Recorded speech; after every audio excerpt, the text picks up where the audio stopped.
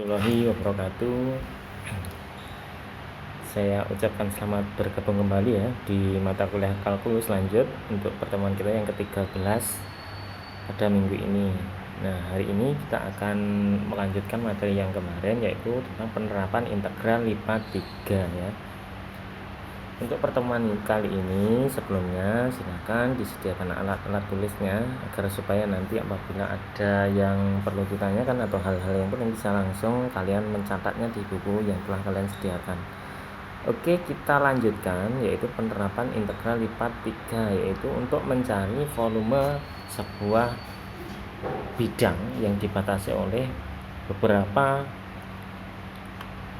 kurva-kurva seperti itu. Salah satu contohnya saya berikan, yaitu sebuah benda B dibatasi oleh silinder parabola, Z sama dengan ini persamaannya, dan bidang Z sama dengan 0, Y sama dengan X, dan juga Y sama dengan 0 ya. Coba nyatakan volume benda di dalam yang dibatasi oleh masing-masing kurva ini ya, yang dibatasi oleh beberapa kurva ini, suruh menentukan volumenya ya. Nah, intinya seperti itu. Nah, pertama kita harus bisa mahir ya dalam menggambarnya. Kita masuk ke penyelesaiannya. Ya, inilah kira-kira gambar dari bidang tersebut ya. Bidang ini yang dimaksud itulah bidang yang abu-abu ini ya. Nah, ini hasil dari perpotongan antara bidang-bidang yang kurvanya sudah disebutkan tadi ya. Di mana Z sama dengan silinder parabolnya itu Z sama dengan 2 dikurangi 1/2 X pangkat 2 nya itu adalah yang ini ya. Ini namanya silinder parabola. Parabolanya ini, silindernya memanjang ini ya. Terus bidang Y sama dengan X nya itu yang ini, bidang Y sama dengan 0 itu yang ini, dan juga bidang bawahnya itu bidang X sama dengan 0, itu yang bawah ini. Nah, perpotongan dari daerah perpotongan dari kurva-kurva tersebut itu kita pecah jadi gambar B ya. Kita sederhanakan jadinya seperti ini. Nah, ini disuruh untuk menentukan volumenya berapa seperti itu. Nah, untuk mencari volumenya kita harus tahu dulu batas-batasnya. Batas-batas dari X, batas-batas dari Y, batas-batas dari Z. Perhatikan di sini. Batas X itu karena X-nya itu adalah berupa garis lurus ya, berarti batasnya X 0 sampai 2. Terus batasnya Y berapa? Karena ini merupakan sebuah persamaan Y sama dengan X, maka dari 0 sampai Y sama dengan X. Batas Y, saya ulangi, itu dari 0 sampai X ya.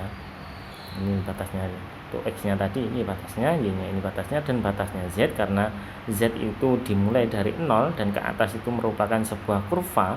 Kurvanya itu persamaannya adalah ini. Ketika dimasukkan Z nya, batasnya, maka batasnya itu adalah 0 sampai ya kurva ini tadi, seperti itu ya.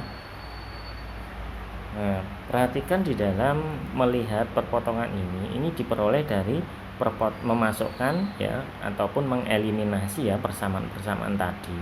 Misalkan kenapa ini X-nya ketemu 0 sampai 2. 0 ini karena tadi bidangnya Z sama dengan 0 ya.